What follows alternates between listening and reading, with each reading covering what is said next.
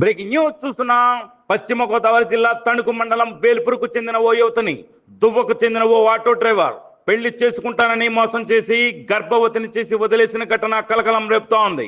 NK marine లో పనిచేస్తున్న వేల్పూర్కు చెందిన ఆ యువతిని అదే ఫ్యాక్టరీకి వర్కర్స్ తరలిస్తున్న ఆటో డ్రైవర్ రాజా శ్రీను అనే వ్యక్తి మాయం మాటలు చెప్పి ఆ మహిళను శారీరకంగా లొంగ తీసుకుని గర్భం చేసినట్లుగా బాధితురాలు ఆమె బంధువులు ఆరోపిస్తున్నారు.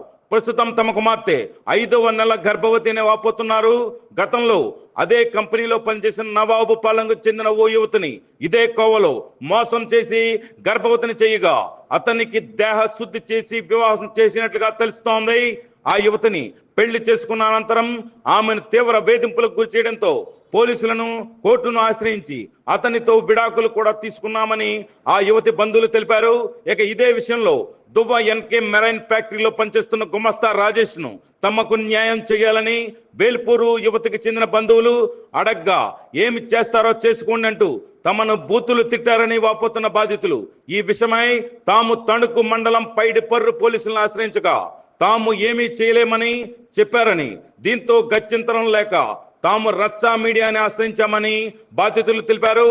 అయితే ఇద్దరు యువతులను మోసం చేసి సదరు ఆటో డ్రైవర్ రాజాసీను ఈ నెలలో మరో యువతితో వివాహం కుదుర్చుకుని ఆ యువతి గొంతు కోసేందుకు సిద్ధం అవుతున్నాడని బాధితురాలి తల్లి ఆమె బంధువులు వారిపోతున్నారు. నవాబుపాలెం యువతి తమ కూతురిలా మరొక యువతి మోసపోకుండా పోలీసులు, ప్రజాప్రతినిధులు అందరూ సదరు ఆటో డ్రైవర్ రాజాసీనుపై చట్టపరమైన చర్యలు తీసుకుని తమ కూతురి జీవితం నిలబెట్టాలని బాధితురాలు ఆమె బంధువులు వేడుకుంటున్నారు. ఈ కథనం మీకు రచ్చా మీడియా ఎక్స్క్లూజివ్ గా అందిస్తోంది. నా పేరు కుమారి అండి. మా పాప పేరు కృష్ణవేనండి. నాకు 2 పిల్లలండి. మరి బాబు అండి, ఓ బాబు అండి. మరి రైలు ఫ్యాక్టరీకి పంపించదండి పాపనండి. అంటే నా పరిస్థితి బాగోక ఏదో పొట్ట కోసం పంపించానండి. మరి అలాగే అప్పటికి మరి ఆటో డ్రైవర్ మరి పిల్లని ఆశ్రయంగా చేసేసి దాన్ని ఒళ్ళో వేసేసుకుని కొడుకు చేశాడండి. తల్లిగా నేను చెప్పుకోలేకపోతానండి. బాధ దుఃఖపోలేకపోతానండి. ఎవరితో చెప్పుకున్నా నాకే మంచి మనిషి రాయం చేయలేదండి. మా హెల్పూర్లో కానీ చాలా కుంగిపోతానండి. ఏ తల్లికి రాలేని బాధ అంత కష్టం తెప్పించాడండి నాకు. ఇంట్లో నైట్ కూడా నిద్ర పడతలేదు. పాప గురించి ఎప్పుడు ఉండేది కాదు. పిల్ల అమ్మ అమ్మ అంటూ ఉండేది. అలాంటిది తమ్ముడు తమ్ముడు అనేది కాదు. అయినా కూడా ఎంతో కుంగిపోతున్నాను నేను. నాలో నేను ఎంత కుంగిపోతున్నానో దేవుడికి తెలియాలి. నా బిడ్డ మనిషిలో లేదు.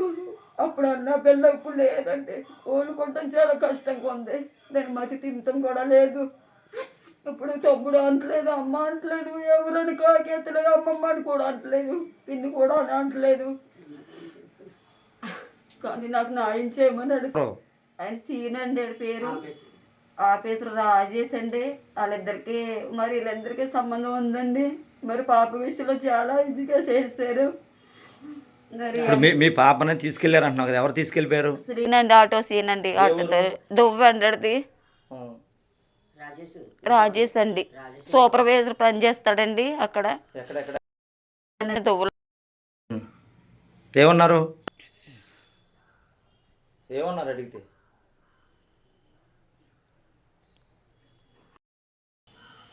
అతను కూడా చాలా ఇదిగా తిట్టాడండి. ఏం చేసుకుంటా చేసుకో అన్నాడండి. ఏం చేసుకో అలాగే ఇలాగ అన్నాడు. అక్కడికి నేను పోలీస్ స్టేషన్కి కూడా వెళ్ళానండి. పోలీస్ స్టేషన్కి అక్కడ కూడా చర్య తీసుకోలేదండి నా పట్ల. మా పాపకి ఇలా జరిగిందని కూడా చెప్పారండి. చెప్పినా కూడా వాళ్ళు నన్ను చర్య తీసుకోలేదండి. పోలీసులు కూడా అడేం చేసుకుంటావో సత్తావో ఏం చేసుకుంటా చేసుకోవానా, నీ ఇష్టం వచ్చినట్టు చేసుకోవాలని అడుగుతున్నాడండి. మరి ఇది ఎంతవరకు కరెక్ట్ అండి? ఏ తల్లికి రాకూడదు ఇలాంటి శిక్ష బాధ కోరుకుంటున్నానండి. మరి మాకు ఏలుపూర్లో ఎమ్మెల్యే గారు మరి రాధాకృష్ణ గారు న్యాయం చేస్తారని మరి అడుగుతున్నారండి. మరి ఎంతో ప్రాజెక్ట్ అడుగుతున్నాను. మరి అలాగైతే అండి. మాదండి కాలిపోడండి. మా పాపండి, మా మనరాలు అది పాపండి డ్యూటీకి వెళ్ళిందండి. రీల్ పెట్టకి వెళ్ళిందండి. ఒక ఆటో అబ్బాయి అండి పాపను మోసం చేశాను, ప్రెగ్నెంట్ చేశాడండి. మేము పోలీస్ స్టేషన్కి వెళ్ళి పెద్ద మనుషుల దగ్గర పెట్టామండి, న్యాయం జరగలేదండి. అక్కడ బండబూతులు తిట్టారండి. తర్వాత అండి పోలీస్ స్టేషన్కి వెళ్ళామండి, అక్కడ కూడా న్యాయం జరగలేదండి. ఏం చేస్తామని అన్నారని మాకు ఎవరో న్యాయం చేస్తలేదండి. కానండి మా పరిస్థితులు చాలా ఘోరంగా ఉన్నాయండి. మాకు మీరు న్యాయం చేస్తారని దువ్వొచ్చామండి. దువ్వొచ్చినప్పుడు అండి బండి మీద ఒక అబ్బాయి వెళ్తారు, ఏంటమ్మా ఎడుతున్నారు అన్నప్పుడు ఇలా జరిగింది బాబు అంటే మాకు ఫోన్ నెంబర్ ఇచ్చారండి. నేను ఫోన్ చేశానండి. వెంటనే మరి జనసేన వారు మాకు ఎంతో ఫోన్లో చాలా బాగా ఓదార్చారండి. కానండి మాకు న్యాయం చేయండి బాబా. నా బిడ్డ పరిస్థితులు, ఇద్దరు కూతురు పరిస్థితులు బాగోలేదండి. నా మండల పరిస్థితి దారుణంగా అవ్వకూడదనండి జనసేన వారిని నేను ఆశిస్తున్నానండి. మాకు న్యాయం చేయండి బాబా.